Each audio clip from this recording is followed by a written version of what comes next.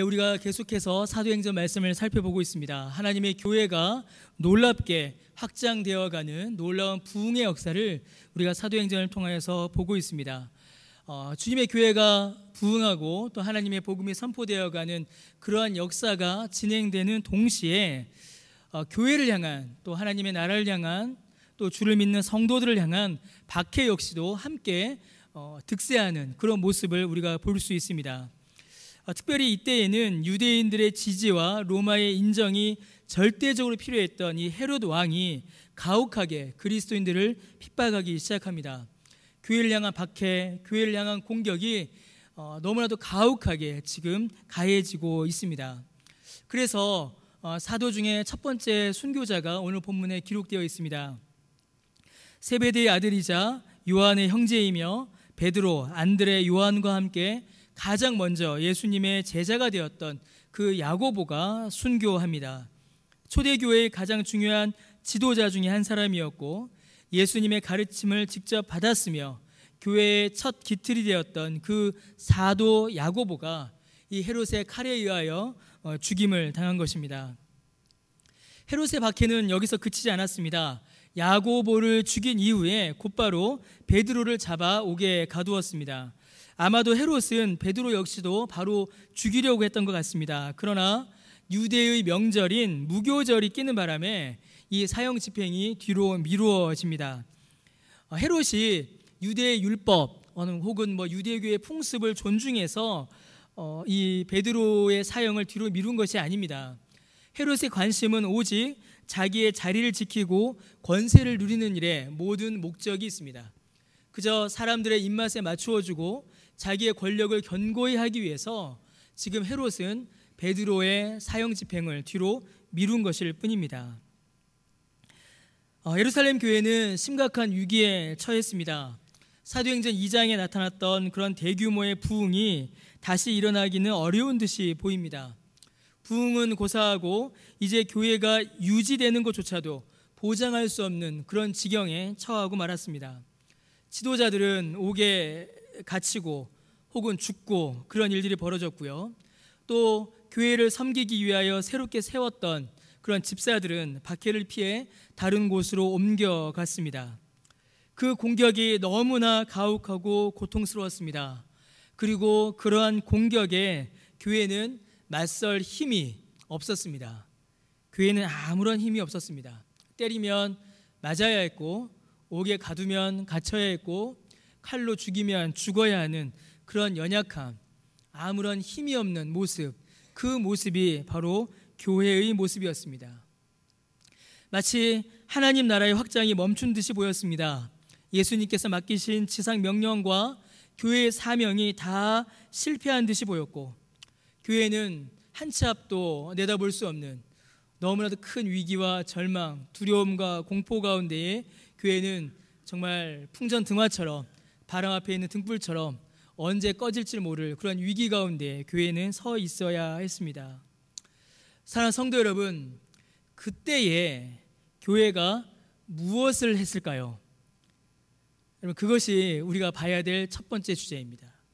그런 위기의 순간에 바로 그때에 아무것도 할 수 없을 만큼 두렵고 감당할 수 없는 박해가 온 교회와 성도들을 덮쳐올 때에 여러분, 교회가 무엇을 했으며 무엇을 결정했을까요?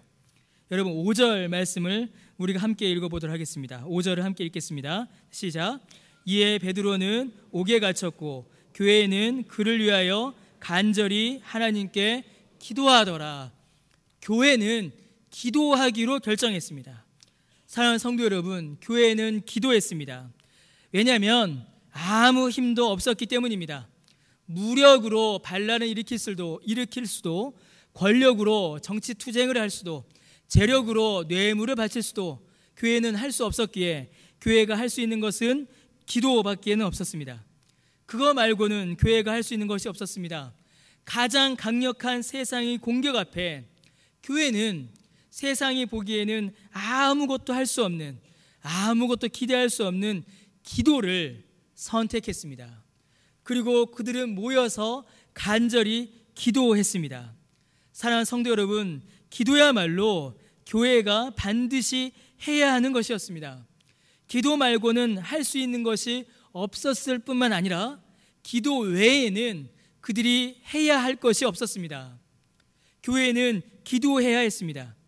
기도야말로 강력한 세상에 맞설 수 있는 더 강력한 교회의 무기입니다. 교회는 모여 기도했습니다. 베드로를 위하여, 교회를 위하여, 주님의 나라를 위하여 교회는 기도했습니다. 그리고 여러분, 어떤 일이 벌어졌습니까? 하나님께서 그 기도에 응답하셨습니다. 그 기도에 응답하사 베드로가 감옥에서 자유케 되었습니다. 사랑하는 성도 여러분, 베드로의 손과 발은 쇠사슬로 묶여 있었습니다. 그를 어떻게 가두었냐면, 옥에 가두고 난 뒤에 옥 앞에 옥 문에 2명이, 그리고 옥 안에서 베드로 양쪽에 쇠사슬로 자기 팔을 묶은 군인들이 양쪽에서 이렇게 지키는 그런 모습으로 베드로를 지키고 있었습니다. 어느 누구도 베드로를 꺼내올 수 없었습니다. 그 어떤 힘도 베드로를 그 감옥에서, 그 쇠사슬에서 자유롭게 할 수 없었습니다. 베드로를 건질 만한 능력이, 베드로를 자유하게 할 만한 힘이 그 어디에도 없었고 그 누구에게도 없었습니다. 그러나 기도는 이를 가능하게 했습니다. 하나님께서는 그 기도에 응답하셨습니다. 그 누구도, 그 무엇도 풀 수 없는 그 감옥의 쇠사슬에서 베드로를 자유롭게 해주셨습니다. 심지어 베드로 자신조차도 믿지 못했습니다. 지금 내가 무슨 일이 일어나고 있는가? 베드로 자신도 깨닫지 못했던 그 능력으로, 그 기적으로 하나님께서는 베드로를 감옥에서 꺼내어 주셨습니다. 베드로는 자유인이 된 것입니다. 베드로는 해방된 것입니다. 베드로는 감옥과 쇠사슬에서, 억압과 고문과 협박에서, 로마라는 인류의 역사 가운데 있었던 가장 강력한 제국의 힘에서 그는 자유하게 된 것입니다. 사랑하는 성도 여러분, 기도는 교회와 성도의 능력입니다. 세상을 이길 수 있는 힘이며 가장 강력한 무기가 바로 기도입니다. 여러분, 기도는 억눌린 자를 자유하게 하며, 고통하는 자를 치유하며, 무너진 자를 다시 일으키는 하나님의 능력입니다. 우리가 기도할 때에, 그때에 비로소 하나님의 능력을 경험할 수 있으며, 우리가 기도하는 그때에 하나님께서는 능력으로 우리 가운데 역사하십니다. 사랑하는 성도 여러분, 절망의 순간에, 낙심의 순간에, 해결의 기미가 보이지 않을 그때에, 그 무엇도 우리를 다시 일으킬 수 없을 것만 같이 보이는 그러한 절망의 순간에 여러분은 무엇을 선택하십니까? 무엇을 향하여 나아가십니까? 무엇을 붙잡으십니까? 사랑하는 성도 여러분, 기도하시기 바랍니다. 기도를 놓지 마시기 바랍니다. 기도의 자리에 나아가시길 바랍니다. 기도 가운데에, 기도할 때에 하나님께서 우리 가운데에 능력으로 역사하십니다. 그 능력의 역사를 경험하시는 저와 여러분 되시기를 주님의 이름으로 간절히 축원합니다. 주님께서 놀라운 기적을 베푸시고 베드로를 그 옥에서 꺼내어 주셨습니다. 그리고 베드로가 다시 교회로 돌아와 성도들을 만납니다. 그런데 그 이후에 베드로와 교회의 행적이 조금 특이합니다. 조금 이상합니다. 우리가 일반적으로 생각할 수 있는, 일반적으로 볼 수 있는 모습과는 조금 다른 모습을 베드로와 교회가 보여줍니다. 베드로가 다시 교회와 성도들을 마주하게 되지요. 그리고 16절 말씀에 보니까 성도들이 모두 놀랍니다. 성도들이 모두 놀라고 이렇게 놀라죠. 기뻐합니다. 그런데 17절 말씀에 보면은 조금 특이한 모습을 볼 수가 있습니다. 사도행전 12장 17절 말씀에 보시면요, 베드로가 그들에게 손짓하여 조용하게 하고 라고 합니다. 조용히 해라 라고 해요. 막 기뻐하는데, 즐거워하는데 조용히 하라 라고 합니다. 그리고 주께서 자기를 이끌어 옥에서 나오게 하던 일들을 그들에게 말해요. 그리고 또 야고보가 나오죠. 이 야고보는 이제 우리가 작은 야고보라고 하는 그 순교한 야고보가 아닙니다. 다른 야고보입니다. 또 야고보와 형제들에게 이 말을 전하라 라고 해요. 자, 교회에 돌아왔습니다. 교회인들이 막 기뻐해요. 그런데 조용히 하라고 합니다. 조용히 하십시오. 그리고 자기가 받은 그 기적을 쭉 설명을 해요. 그리고는 이 일을 자기가 계속하지 않고 다른 사도들에게 맡깁니다. 다른 사도들에게 앞으로 계속 내가 받은 이 기적을, 이 은혜를 증거해라 라고 맡겨요. 그리고 17절 마지막에 보시면 좀 뜻밖의 모습이 나타납니다. 이 말을 전하라 하고 떠나 다른 곳으로 가니라 라고 이렇게 기록이 되어 있습니다. 여러분, 베드로가 지금 예루살렘 교회를 떠난 것입니다. 베드로가 지금 예루살렘 교회를 떠나는 것입니다. 사랑하는 성도 여러분, 베드로가 왜 예루살렘 교회를 떠나야 했을까요? 아니, 좀 더 정확히 말씀드리면 예루살렘 교회는 왜 지금 베드로를 떠나보내고 있는 것일까요? 여러분, 교회는 심각한 박해를 당했습니다. 또 본인 역시도, 베드로 본인 역시도 옥에 갇혀서 심각한 위기에 처했고 죽을 뻔했습니다. 사실은 죽은 거죠. 단지 그 사형 집행이 미루어졌을 뿐이지 베드로도 죽음을 맛본 것입니다. 그리고 기적으로, 하나님께서 베푸신 기적으로 옥에서 나왔습니다. 자, 그러면 여러분, 베드로가 지금 해야 될 일이 뭘까요? 여러분 같으면 지금 여러분이 이런 일을 당하셨다면 어떻게 하시겠습니까? 교회로 돌아왔어요. 놀라운 기적을 경험했습니다. 그러면 그 기적을 어떻게 해야 되죠? 알려야죠. 이거 나를 자랑하는 게 아니라 누굴 자랑하는 겁니까? 나에게 기적을 베푸신 주님을 증거하는 거니까 이거는 사람들에게 알려야 합니다. 그리고 지금 예루살렘 교회가 심각한 어려움에 처해 있으니 이 예루살렘 교회를 재건해야죠. 지켜야 합니다. 더욱더 견고히 해야 합니다. 예루살렘에 베드로는 머물러 있으면서 이 예루살렘 교회를 돕고 견고히 하고 복음을 더 힘있게 전하는 그 일을 베드로는 감당해야 합니다. 그런데 베드로는 그렇게 하지 않습니다. 베드로는 오히려 예루살렘 교회를 떠납니다. 베드로는 이 예루살렘 교회를 돌보는 일을 사도들에게, 다른 사도들에게 넘깁니다. 여러분, 베드로가 예루살렘 교회를 버린 것이 아닙니다. 베드로가 예루살렘 교회를 외면한 것도 내팽개친 것도 아닙니다. 예루살렘 교회를 돌보는 이 귀한 사역은 다른 사도들에게 맡기고 자신은 예루살렘 교회를 떠난 것입니다. 그리고 예루살렘 교회는 베드로를 보내줍니다. 감옥에 갇혔다가 놀라운 자유를 얻었습니다. 지금 베드로는 어쩌면 죽었다가 살아난 것 같은 새로운 삶이 그 앞에 시작된 것입니다. 여러분, 바울이 사울일 때에 다소로 가다가 길가에서 예수님을 만나고 다시 태어났던 것, 그와 비슷한 사건을 지금 베드로는 이 옥에서 경험한 것입니다. 베드로는 지금 죽었다가 다시 살아났습니다. 사망의 위기 앞에서 생명을 다시 얻은 것입니다. 자유를 얻은 것이에요. 그런데 베드로가 선택한 삶은 우리가 일반적으로 쉽게 생각하는 삶과 다른 삶을 베드로는 선택합니다. 베드로는 다른 곳에 가서 다른 사람들에게 주님의 복음을 증거하기로 결정합니다. 아직 복음을 들어보지 못한 사람들에게 가서 주님을 전하기로 그는 결정합니다. 여러분, 베드로는 옥에서 풀려나와 놀라운 자유를 얻었습니다. 그런데 베드로는 자기가 얻은 이 자유를 자신을 위하여 사용하지 않습니다. 베드로는 죽음의 위기에 처했다가 다시 살아났습니다. 새로운 생명을 얻었습니다.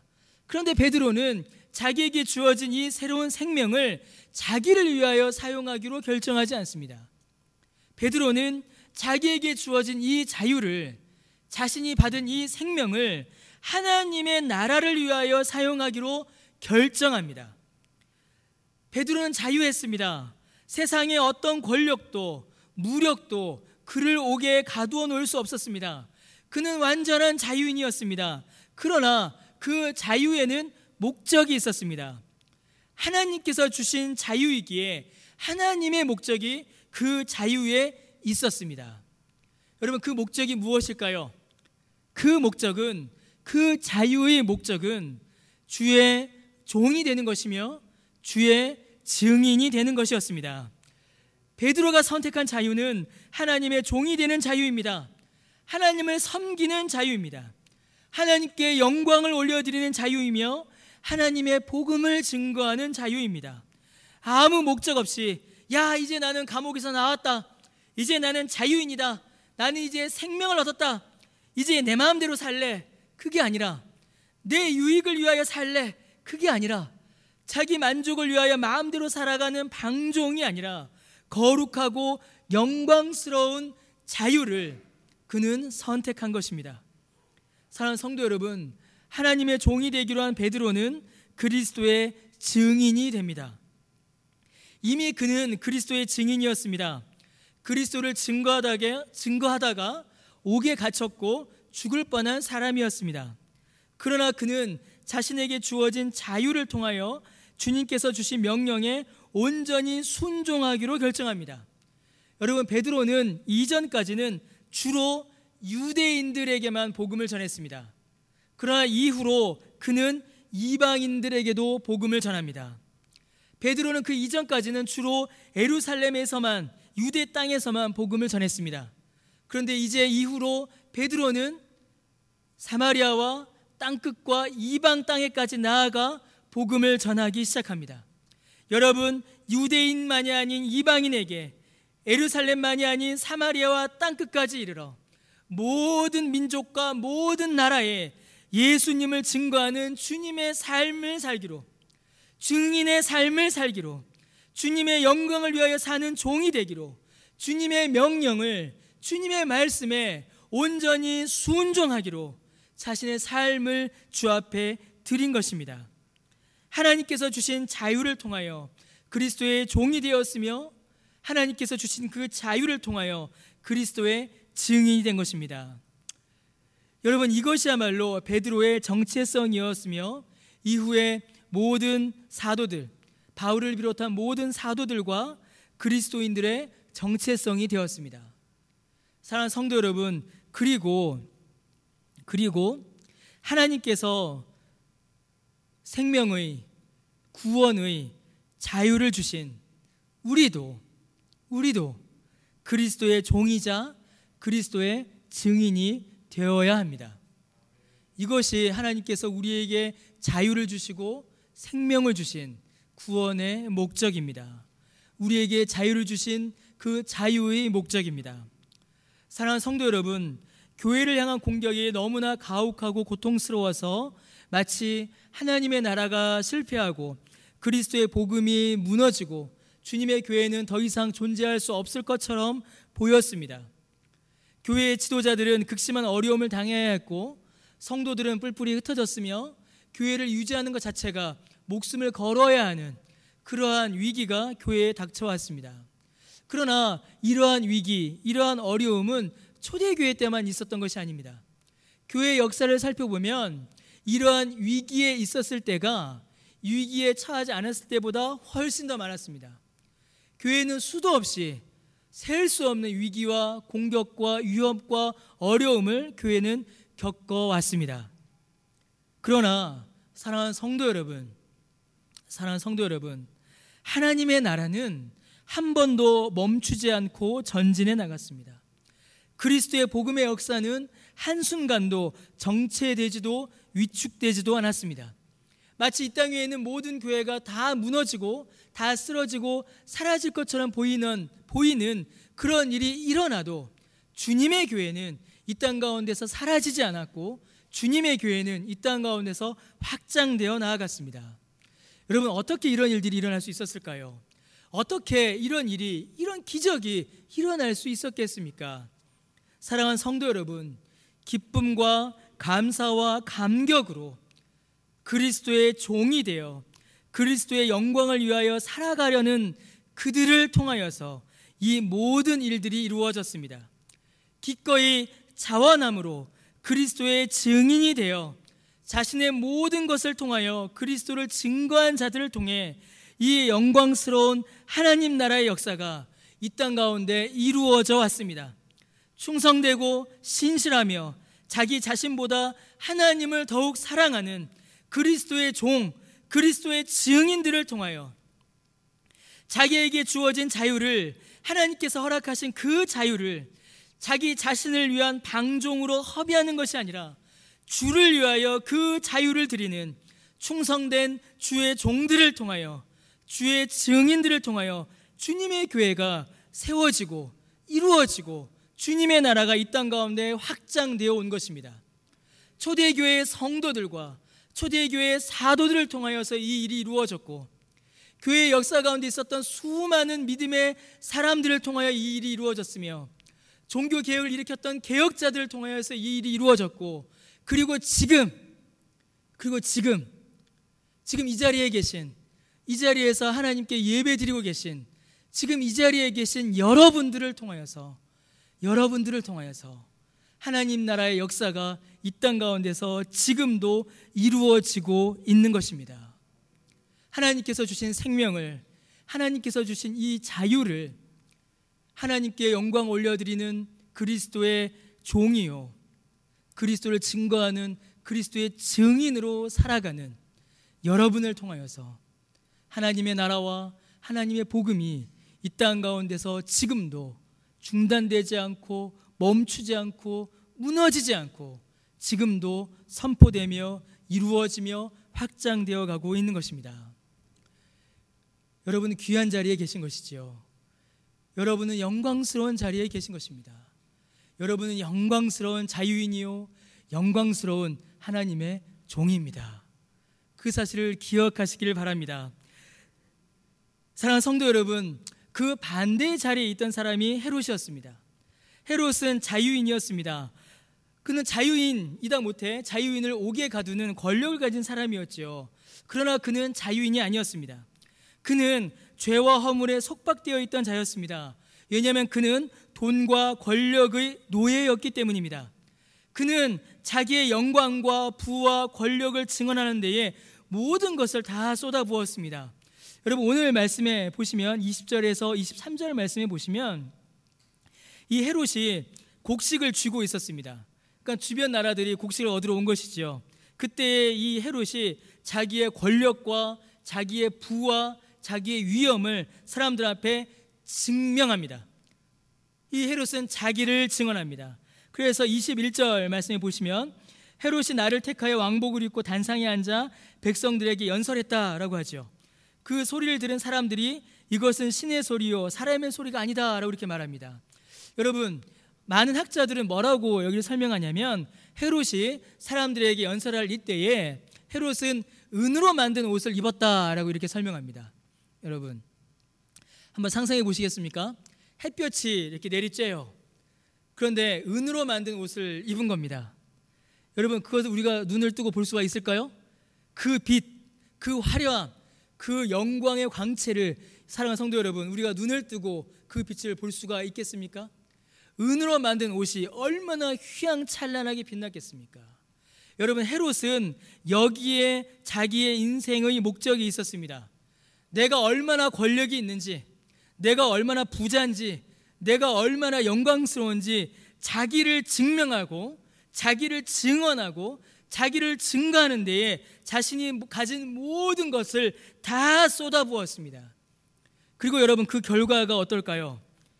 그 결과가 어떻습니까? 23절에 그 결과가 나오죠. 그 결과는 너무나 비참합니다. 세상의 모든 권력을 다 동원하여, 자기가 가지고 있는 모든 것을 다 동원하여 자기 자신을 자랑하던 그 헤롯은 가장 미미하고 보잘것없고 약한 존재인 벌레에 의하여 죽고 맙니다. 사랑하는 성도 여러분, 사도행전 12장에서 당장이라도 하나님 나라를 집어삼킬 것처럼 시작한 세상의 막강한 권력, 그 헤롯은 무너져 버립니다. 그러나 바람 앞의 등불처럼 정말 금방이라도 사라져 버릴 것 같았던 그 교회와 하나님의 말씀은 24절 말씀에 보니 하나님의 말씀은 더욱더 흥황하여 더해갑니다. 정말로 약해 보였던 하나님의 교회는 이 세상의 어떤 것도 이길 수 없는 강력한 주님의 교회로 우뚝 세워지는 것입니다. 억압받던 베드로는, 옥에 갇혔던 베드로는 영원하고 완전한 자유를 누리고, 억압하던 헤롯은 죄와 사망의 종이 되어 영원한 심판을 당하게 됩니다. 그리스도의 증인이 된 베드로는 복음의 영광과 부흥을 경험하고, 자기를 증언하였던 자기의 증인이 된 헤롯은 망해버립니다. 사랑하는 성도 여러분, 사랑하는 성도 여러분은 어느 편에 서시겠습니까? 사랑하는 성도 여러분, 여러분은 어느 편에 서시겠습니까? 여러분은 누구를 섬기시겠습니까? 여러분은 누구를 증거하시겠습니까? 하나님께서 여러분에게 주신 그 생명을 통하여, 하나님께서 여러분에게 허락하여 주신 그 자유를 통하여 여러분은 무엇에게 영광을 돌리고 무엇을 위하여 살며 누구를 증명하고 무엇을 증거하는 삶을 여러분 사시겠습니까? 사랑하는 성도 여러분, 우리야말로 진정 자유함을 받은 사람들입니다. 우리야말로 진짜 자유자들입니다. 우리는 정말로 놀라운 해방을 얻은 자들입니다. 우리를 억누르던 그 죄악으로부터, 그 사망의 저주로부터 예수 그리스도의 보혈로 놀라운 구원을, 자유함을 얻은 자들입니다. 죄에서 자유를 얻게 함은 뭡니까? 기억 안 나세요? 죄에서 자유를 얻게 함은 뭐죠? 주의 보혈입니다. 주의 능력입니다. 여러분, 우리는 자유함을 얻은 겁니다. 그거 그냥 손뼉치고 부르는 기도한 찬송이 아니라 참으로 복음의 고백입니다. 우리 주님의 보혈이 우리에게 자유를 주신 것입니다. 여러분, 우리는 자유자입니다. 우리는 자유인입니다. 우리를 억누르던 그 죄악으로부터, 그 사망의 저주로부터 예수 그리스도의 보혈로 구원을 얻은, 자유함을 얻은 자유인들입니다. 베드로가 쇠사슬에서 자유케 된 것보다 더 놀라운 자유를, 더 놀라운 기적을, 더 놀라운 은혜를 우리는 경험했습니다. 여러분, 우리는 자유하며 사단이 더 이상 덤비지 못하는, 사단이 우리에게 있는 구원을 뺏지 못하는 하나님의 자녀의 권세를 받은 권세자들입니다. 믿으십니까? 예, 우리는 자유자고 우리는 권세자입니다. 그 권세를, 그 자유를 하나님께서는 우리에게 주셨습니다. 예수 그리스도께서 십자가에서 피 흘려 사시고 우리에게 주신 그 자유를, 그 생명을, 그 자녀의 권세를 사랑하는 성도 여러분, 무엇을 위하여, 누구를 위하여 쓰시겠습니까? 누구에게 영광을 올리고 누구에게 찬송을 올리고 무엇을 증명하고 무엇을 증거하는 그 삶을 여러분 사시겠습니까? 사랑하는 성도 여러분, 순간이 아닌 영원을 위하여 사시기 바랍니다. 불완전이 아닌 완전을 위하여 사시기 바랍니다. 사망이 아닌 생명을 위하여, 수치가 아닌 영광을 위하여, 거짓이 아닌 진리를 위하여, 심판이 아닌 복을 위하여 하나님께서 우리에게 주신 새로운 생명과 자유와 권세를 사용하시는 저와 여러분 되시기를 주님의 이름으로 축원합니다. 사랑하는 성도 여러분, 주님의 종이 되시기 바랍니다. 사람들은 종이 되면 안 좋다라고 하지요. 그러나 주님의 종은 참으로 영광스러운 자리입니다. 하나님께 영광 올려드리고 하나님께 찬송 올려드리는 그러한 주님의 종된 자리는 얼마나 영광스럽고 아름다운 자리입니까? 사랑하는 성도 여러분, 주님의 증인으로 사시기 바랍니다. 세상은 나를 드러내는 것이 좋다라고 이야기합니다.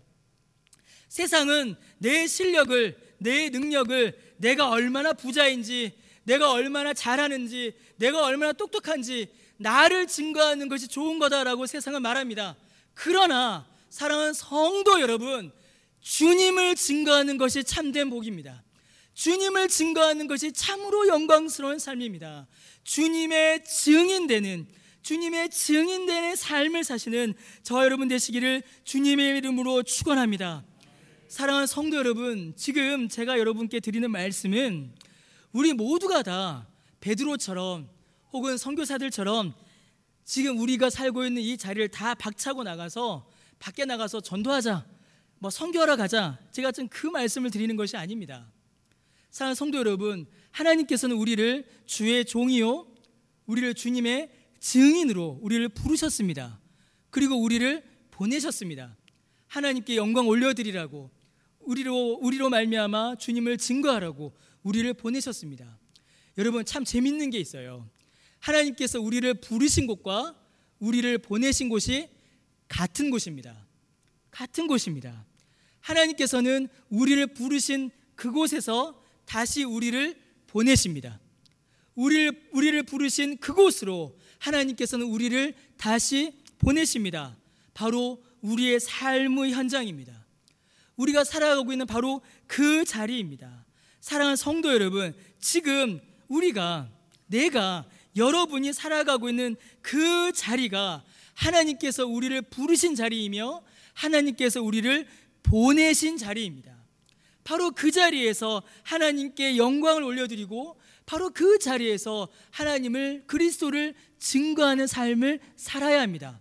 바로 우리의 삶입니다. 우리의 일상의 생활입니다. 우리의 매일매일의 숨쉬는 삶입니다. 우리의 삶이 하나님께 영광을 올려드리고 우리의 삶이 그리스도를 증거하는 그러한 삶이 되어야 합니다. 내가 지금 살아가고 있는 그 자리, 그 가정, 그 학교, 그 직장, 바로 그곳입니다. 사랑하는 성도 여러분, 내가 살아가고 있는 그곳이 하나님께서 나를 보내신 땅끝입니다. 내가 일하는 직장이, 내가 공부하는 학교가, 내가 살아가고 있는 그 가정이, 내가 하나님께서 나를 보내신, 하나님께서 영광받기 원하시고 그리스도가 증거되기 원하시는 땅끝이 바로 내가 살고 있는 그곳입니다.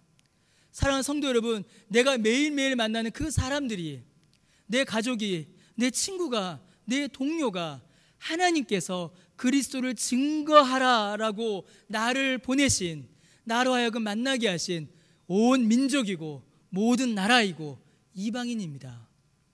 멀리 가실 필요 없습니다. 멀리 가서 찾을 필요 없습니다. 지금 내가 있는 그곳이 땅끝이고 내가 만나는 그 사람이 바로 주의 복음을 받아야 할 이방인입니다. 사랑하는 성도 여러분, 하나님께서 우리에게 허락하여 주신 그 삶의 자리에서 하나님께 영광을 올려드리는 주의 종이요, 그리스도를 증거하는 그리스도의 증인된 삶을 사시는 저 여러분 되시기를 주님의 이름으로 축원합니다. 그러나 너무나 안타까운 교회의 현실을 또한 보게 됩니다. 우리가 오직 하나님께만 영광을 올려드리는 그리스도의 종이요, 그리스도만 증거하는 그리스도의 증인의 삶을 살아야 하는데, 엉뚱한 것에 영광을 올려드리고 엉뚱한 것을 섬기고 엉뚱한 것을 증거하고 엉뚱한 것을 증언하는 그러한 모습을, 그러한 삶을 또한 우리가 교회 안에서, 우리 주변에서 보게 됩니다. 사랑하는 성도 여러분, 지난 주간에 교회 문 앞에, 교회 문에 한 통의 편지가 이렇게 꽂혀 있었다라고 합니다. 그리고 그것을 이제 우리 교육자분들께서 교육자실에 가져다 놨죠. 그리고 그 책상을 제가 한 주 내내 제 책상 위에 이렇게 올려놨습니다. 이겁니다. 이 앞에 사진 한번 보여주시겠어요? 예, 이게 이 편지 봉투입니다. 이 편지 봉투에 포스트잇을 이렇게 딱 붙여놨더라고요. 이제 지운 거는 여러분 전화번호입니다. 이게 전화번호를 이렇게 딱 남겨놨어요. 그 다음 거 보여주시겠습니까? 안녕하십니까? 저는 신천지 청년입니다. 목사님께 동봉한 편지를 전달하려 했으나 부재 중이셔서 메모를 남깁니다. 내용을 꼭 확인하시고 이에 대한 소견을 몇 번으로 회신 부탁드립니다. 고맙습니다. 이렇게 저한테 교회에 이렇게 편지를 남겨놨습니다. 한 두어 달 전쯤에는 신천지에서 보낸 책자가 하나 저한테 왔었는데, 제가 성경 공부 시간에 한번 보여드렸던 것 같습니다. 성경 결혼반에 보여드렸는데 이렇게 하나가 왔습니다. 그 내용을 제가 안 보다가 그저께인가 열어봤습니다. 도대체 뭔가. 그 다음 거 보여주시겠어요? 한기총 폐쇄하라, 이런 편지를 이렇게 보내셨습니다. 그 앞에 사진 한번 보여주시겠습니까? 포스트잇 있는 거. 사실 저는 이 내용은 별 관심이 없습니다. 근데 저는 이 포스트잇을, 이 봉투를 일주일 내내 책상 위에 놓고서 계속 볼 수밖에 없었습니다. 전화를 한번 해볼까 하다가 못했습니다. 저는 이 편지 내용보다 이 편지를 보낸 사람에게 더 관심이 갔습니다. 자기를 뭐라고 설명하냐면, 자기를 신천지 청년입니다 라고 이렇게 말합니다. 제가 이걸 보고 얼마나 안타깝고 마음이 아팠는지 모릅니다. 청년이랍니다. 이 꽃 같은 청년이 하나님께서 주신 그 젊음을, 하나님께서 주신 이 청년의 때, 이 귀한 시간을 거짓을 섬기고 가짜를 증거하는 일에 자기 인생을 허비하고 있는 것입니다. 여러분, 이만희라는 이 종교 사기꾼에게, 극악한 이단에게 속아 넘어가서 자기의 젊음을 허비하고 자기의 인생을 허비하고 자기의 청춘을, 그 젊은 시간을 낭비하는, 허비하는 이 청년. 사랑하는 성도 여러분, 이게 얼마나 가슴 아픈 일입니까? 이게 얼마나 고통스러운 일입니까? 저는 이거 보고서 참 마음이 너무 아팠습니다. 전화를 해서 한번 꺼집어내야 되나, 전화를 한번 해볼까. 이단에게 속아서 이단을 섬기고 이단을 증거하고 거짓을 위하여 자기 청춘을 허비하는 이 인생이야말로 참으로 불쌍하고 참으로 가련한 인생이 아니겠습니까? 사랑하는 성도 여러분, 이단에 빠진 것만이 아닙니다. 이단만이 아닙니다. 우리 교회 안에서도, 교회들 안에서도 정말로 증거돼야 할 것은 증거되지 않고 정말로 영광 받으셔야 될 분은 영광 받지 못하는 일들이 얼마나 많이 일어나고 있는지 모릅니다. 사랑하는 성도 여러분, 많은 교회들이 요즘에 많은 어려움을 겪고 있는 것 중에 하나가 교회 안에서 일어나는 매매입니다. 교회 안에서 일어나는 매매, 교회 안에서 일어나는 상행위, 영업 활동 때문에 요즘에 많은 교회들이 어려움을 겪고 있습니다. 우리 교회야 지난번에 제가 설교 중에 당회 입장을 말씀드렸고, 또 우리 교회는 뭐 그런 일들이 일어나지 않는다라고 저는 믿습니다. 그러나 제가 아는 교회 중에, 또 제 동기가 사역하는 교회 중에서는 교회 안에서의 영업행위로 인해서 단순히 소개가 아니라 상품을 홍보하고 판매하고 이익을 내는 이 일로 인해서 큰 어려움을 겪은 교회들이 여러 교회가 있습니다. 여러분, 돈이 엉키면 반드시 갈등이 일어납니다. 그 갈등은 교회를 매우 혼란하게 합니다. 실제로 제 동기가 사역하던 교회 중에서는 이 일로 인해서 교회를 떠난 분들이 있습니다. 그런 어려움들이 교회 안에 일어납니다. 제가 구체적인 사례는 제가 말씀드리기 굉장히 어려운데, 그런 이들로 교회를 떠나는 분들을 제가 또 직접 봤고 그분들의 상담을 제가 또한 하기도 했었습니다. 여러분, 그분들은 의도했던, 의도하지 않았던, 그분들은 주의 종이요 주님의 증인이 되는 삶을 살지 못한 것입니다. 그분들은 누구의 증인이며 누구의 종으로 신앙생활을 한 것일까요? 사랑하는 성도 여러분, 이단과 교회의 믿음을 흐트러뜨리려는 수많은 위험들이 우리에게 늘 덮쳐옵니다. 사랑하는 성도 여러분, 참으로 주님께서 우리에게 자유와 구원을 주신 그 이유는, 주님께서 우리에게 자유와 새로운 생명을 주시기 위하여 십자가에서 피를 쏟으시고 살을 찢으사 모든 죄값을 치르시고 우리를 건지신 그 이유는, 우리에게 주신 자유의 목적은 주님을 증거하고 주님께 영광을 올려드리는 삶을 살게 하기 위함입니다.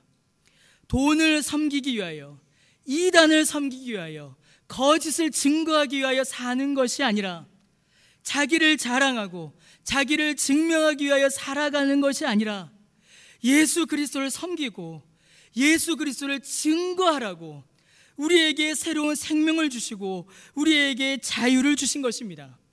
사랑하는 성도 여러분, 교회는 그리스도의 종들이 모여 그리스도를 증언하는 곳입니다. 교회는 그리스도의 증인들이 모여 그리스도의 영광을 위하여 섬기는 곳입니다. 세상은 종이 비참하다라고 하고 세상은 자기를 증명해야 한다라고 하지만, 하나님께 영광을 올려드리는 주님의 종된 삶을, 주님만 증거하는 주님의 증인된 삶을 살아가는 그 주의 백성들이 모여있는, 그리하여 그들을 통하여 하나님께서 영광 받으시고 하나님께서 찬송 받으시고 하나님의 나라가, 하나님의 교회가, 하나님의 복음이 땅끝까지 모든 민족과 모든 나라에게 전파되는 그 귀한 하나님의 나라의 역사가 일어나는 곳이 바로 교회입니다. 그것이 교회이고 바로 그 일에 우리가 부름받았으며 그 일이 우리의 삶의 목적인 것입니다.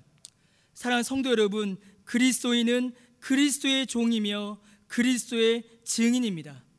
그리스도를 섬기며 그에게만 영광을 올려드리는 자들이며 자신의 모든 삶을 다하여 그리스도를 증거하고 증언하는 자들입니다. 이 일을 위하여 우리에게 자유를 주신 것입니다. 사랑하는 성도 여러분, 자유를 낭비하지 마십시오. 여러분, 하나님께 예배 드리지 않을 자유, 그건 자유가 아닙니다. 오히려 그것은 죄와 사망에 억압되어 있는 것입니다. 설교를 듣지 않을 자유, 그건 자유 아닙니다. 설교를 거부하게 하는, 하나님의 말씀을 방해하는 사단의 유혹에 묶여 있는 것입니다. 죄를 짓는 자유, 그건 자유가 아닙니다. 사망에 묶여 있는 것입니다. 사랑하는 성도 여러분, 하나님께서 우리에게 주신 자유는 하나님께 예배드리는 자유이며 하나님께 영광을 올려드리는 자유이며 그리스도를 증거하는 자유입니다. 사랑하는 성도 여러분, 온전한 자유를 누리시길 바랍니다. 그 자유 안에서 온전히 기쁨을 누리시기 바랍니다. 그 자유 안에서 온전한 영광과 승리를 누리시는 저와 여러분 되시기를 주님의 이름으로 축원합니다. 오직 우리를 통하여 여러분, 이 얼마나 놀랍습니까? 정말 아무것도 아닌 우리를 통하여서 하나님께서 영광 받으신답니다. 이건 정말 상상할 수 없는 일입니다. 아무것도 아닌 저 지옥에서 죽어야 될 우리를 통하여서 하나님께서 영광 받으신답니다. 아무것도 아닌 죄만 짓던 우리를 통하여서 그리스도께서 증거되신답니다. 아무것도 아닌 우리를 통하여서 하나님께서 영광과 찬송을 받으신답니다. 여러분, 이 얼마나 놀라운 일입니까? 그 일을 하라고, 그거 감당하라고, 그 영광 가운데 살으라고 하나님께서 우리에게 자유를 주신 것입니다. 그 자유를 통하여서 하나님께 영광 올려드리시고 오직 주님만 높임 받으시며 주님만 증거되는 복음의 역사가 저와 여러분, 우리 교회 가운데 충만하기를 주님의 이름으로 간절히 축원합니다. 우리 시간 함께 찬송하겠습니다. 찬송가 370장 우리 함께 찬송하겠습니다.